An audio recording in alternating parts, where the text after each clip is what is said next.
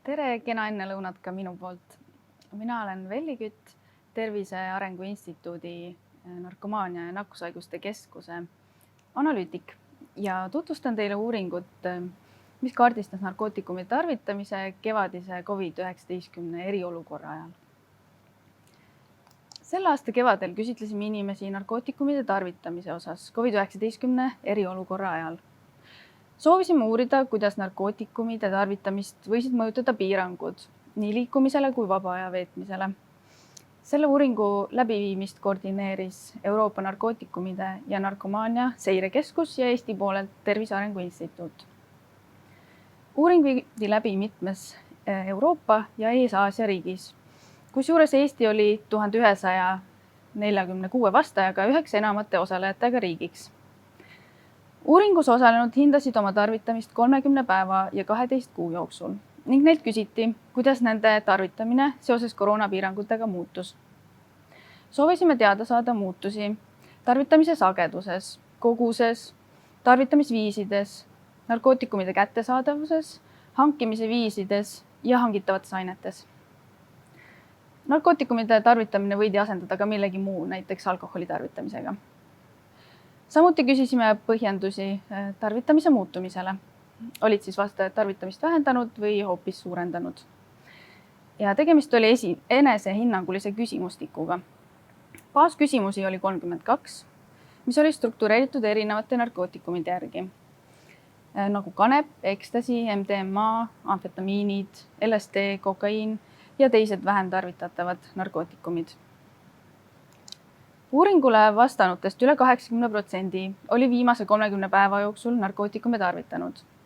Pea 30% uuringule vastanutest andis hinnangu, et koroonapiirangud nende tarvitamist ei muutnud. Pea 40% vähendas või lõpetas tarvitamise ja neljandiku hinnangul nende tarvitamine suurenes. Enamik osalejatest olid kanepi tarvitajad. Nii 12 kuu kui 30 päeva perioodi jooksul jäi kanepit tarvitanute osakaal 80–90% ligidale. Ekstasit, MDMA-d ja amfetamiine tarvitasid viimase 12 kuu jooksul pooled vastanutest ja 30 päeva jooksul neljandik vastanutest. LSD ja kokaiin olid veidi vähem levinud. Neid tarvitas 12 kuu jooksul kolmandik vastanutest ja 30 päeva jooksul veidi üle 10%. 12 kuu jooksul tarvitati keskmiselt 2,7 erinevat narkootikumi ja 30 päeva jooksul 1,7. Vaadates aga tarvitamist erinevate narkootikumide lõikes, võis täheldada, et kanepi tarvitajad olid kõige muutlikumad oma tarvitamises. Nende seas oli kõige vähem, umbes 50% neid, kelle jaoks tarvitamises midagi ei muutunud. Võrreldes teiste ainete tarvitajatega oli kanepi tarvitajate seas enim neid, kes tarvitasid sagedamini ja korraga suurema koguse, kuid ka neid, kes tarvitasid harvemini ja hoopis kanepi asemel alkoholi. Alkoholi tarvitasid narkootikumi asemel teistest sagedamini veel teiste opioidide, ekstasi, MDMA ja amfetamiinide tarvitajad. Neid oli umbes 5–10%, kes alkoholi narkootikumi asemel tarvitasid. Erinevate ainete lõikes tarvitasidki 2–13% vastava aine tarvitajatest narkootikumi asemel alkoholi. Ekstasi, MDMA ja amfetamiinide tarvitajatest üle 60% vastas, et nende tarvitamises midagi eriolukorra ajal ei muutunud. 10% mõlema aine tarvitanutest lõpetas tarvitamise, 10% tarvitas sagedamini, aga 10% hoopis harvemini. Kõige suurem osakaal neid, kes vastasid, et nende jaoks midagi ei muutunud, oli LSD tarvitajate seas, 76% nende seast. Nendelt tarvitajatelt aga, kellel muutusid esinesid, küsisime, mis nendeks põhjusteks olid. Piirangute ajal püsisid inimesed rohkem kodus. Tarvitamise vähenemist soodustasid langenud tarvitamis- ja ostmisvõimalused ja seda kolmandiku vastanute jaoks. Majanduslikud tegurid olid olulised pea poolte vastajate jaoks. Kui vähendamist soodustavaid tegureid oli mitmeid, siis tarvitamist suurendasid 2 peamist põhjust. Igavus, mida märkis 75% vastanutest ja poolte jaoks oli see ärevus. Enam kui poolte jaoks vastanutest hankimise viisi osas muutuseid ei toimunud. 2/3 vastanutest hankis või püüdis hankida COVID-19 puhangu ajal narkootikume. Enim hangituks 85%-ga oli ülekaalukalt kanep. Ekstasit, MDMA-d ja amfetamiine hankis 1/3 vastanutest ja järgnesid LSD ja kokaiin 15%-ga. Teisi narkootikume hangiti vähem. Vaid 5% vastanutest tõdes, et proovis puhangu ajal narkootikume hankida, kuid ebaõnnestus. Kuigi enamik vastanutest muutusi ei täheldanud, siis 14% hankis piirangute ajal suuremaid koguseid, 10% ostis sagedamini. 12% kasutas teist vahendajat ja 8% vastanutest olid eeskujulikud distantsi hoidmise piirangust kinnipidajad ja märkisid ära, et kaubavahetuse käigus vähendasid tekkivat otsekontakti. 8% vastanutest ostis harvemini ja 5% väiksemaid koguseid.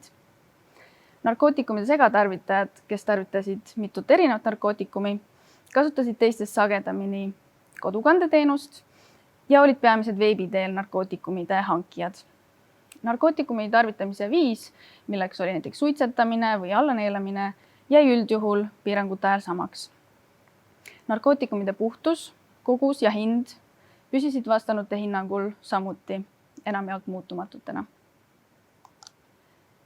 Suures plaanis olid narkootikumid piirangute ajal kättesaadavad. Tarvitamist vähendasid vähenenud tarvitamisvõimalused, väiksem kättesaadavus ja majanduslikud tegurid. Inimesed viibisid rohkem kodus, kuid vaba aja vähesus võis põhjustada hoopis tükis igavust ja keerulised ajad tekitasid ärevust ja toime tuli tulla muutustega. See põhjustas omakorda aga tarvitamise suurenemise. Nokk kinni, saba lahti. Ka hankimise osas takistusi ette ei tulnud. 95% nendest, kes soovisid narkootikume hankida, seda ka tegid. Hankimisel saadav kogus ja aine puhtus oli samaväärne piirangutele eelse ajaga ja ka hinnas polnud suuri muutuseid vastajad välja toonud. Tarvitamisviis jäi eriolukorra ajal samuti samaks ja kanep oli jätkuvalt nii enne kui pärast eriolukorda kõige populaarsem narkootikum. Sellegipoolest on inimesed erinevad. Kui meelelahutus ja vaba aja veetmise võimalused ja mitmekülgsus vähenes asutuste sulgemise ja seatud piirangute tõttu, siis osad tarvitajad vähendasid või lõpetasid tarvitamise. Osad jaoks jäi see samaks, osad suurendasid tarvitamist või narkootikumide asemel võidi tarvitada ka teisi aineid, näiteks alkoholi. Võib eeldada, et vastajad, kes soovisid bionarkootikume tarvitada, neil oli selleks sobilik keskkond, näiteks erapidude näol olemas. Ja piirangute ajal täheldati veel veebipidude korraldamist, kus siis igaüks tarvitas aineid oma kodus ja virtuaalselt veebi vahendusel viibiti koos. Piirangute tõttu pidu pidamata ei jäänud. Tänan kuulamast. Aitäh, Veili Kütt. Põnev ettekanne, huvitavad arvud, jällegi kord saame sellest probleemist paremini aimu. Te olete tükk selles raamis, milles me hakkame pärast mõtlema lahenduste peale. Need järeldused, kus on välja toodud alkohol kui asendusaine, kas alkoholi kohta küsisite ka uuringus? See uuring keskendus peamiselt siiski vaid narkootikumide tarbimisele ja küsisime küll aseaine kohta, aga eraldi küsimust alkoholi tarvitamise kui sellise kohta ei olnud. Et siis umbes 5–10% vastanutest tarvitas enda meelisnarkootikumi asemel alkoholi. Ja. Ehk et see võis olla alkohol, aga võis olla ka hoopis midagi muud, ma ei tea, saun ja sport või niimoodi me ei saa kontekstist välja minna selles uuringus? Niimoodi me ei saa kindlalt öelda, aga see võis niimoodi olla, et Euroopa näitel peale alkoholi tarvitati veel narkootikumi asemel näiteks retseptiravimeid, näiteks biotensapiini. Et seal võisid olla ka muid aseained olla. Seda siis nad kuritarvitasid, et nendel ei olnud see näidustatud ravim. Tegelikult on mõeldud mingi muu haiguse raviks. Just. Meie jälle nii-öelda Euroopa riikide võrdluses või teiste riikide võrdluses saan ma õigesti aru, et sarnaseid uuringuid, nii nagu te ütlesite, on ka teistes riikides läbi viidud et millised me paistame teiste taustal või kuidas teised paistavad meie taustal? jah, seda konkreetset uuringut viidi läbi ka muudes Euroopa Ees-Aasia riikides ja tulemused on üsna sarnased Eestiga, esinesid ka mõned erinevused. No näiteks kanep on kõikides Euroopa riikides võrdväärselt kõige populaarsem. Eestis oli nende tarvitajaid siiski mõnevõrra rohkem. Aga näiteks vähenes kättesaadavus kokaiini ja MDMA osas ja siis vähenes ka nende ainete tarvitamine. Kuid Soome ja Norra reovee-uuringud näitasid hoopis, et amfetamiinide tarvitamine suurenes. Huvitav on veel see, et mõnede otsingusõnade kasutamine internetis suurenes. Näiteks otsiti mitmetes Euroopa riikides rohkem kanepi hankimise kohta, kanepi kodus kasvatamise kohta, et muutuseid esines, aga need olid peamiselt siis kas riikide spetsiifilised või narkootikumi enda spetsiifilised. Ja sealt on raske minna nii-öelda selliste põhjuste juurde, et aga miks nii ja aga miks naa. Me ikkagi täna vaatame sellist tervikpilti, et kuidas asjad on. Me ei oska täpselt öelda, miks need nii on. Ja? Me vaatame tervikpilti, aga vastajad said ise ka märkida, mis nende hinnangul siis tarvitamist suurendasid või vähendasid ja üle-euroopaliselt olid tarvitamist suurendavad põhjused sarnased, et igal pool oli soov muutuste ärevusega kuidagi toime tulla. Erinevad asutused olid kinni, inimesed viibisid rohkem kodus, et jah, see oli probleemiks kõikjal Euroopas ühtmoodi. Mida soovitate neile, kes on nüüd jälle kodus, ärevad, me ootame iga teisipäev, neljapäev uudiseid, mida me tohime teha, mida me ei tohi teha, kas me peame kandma, võime kanda maski ja nii edasi.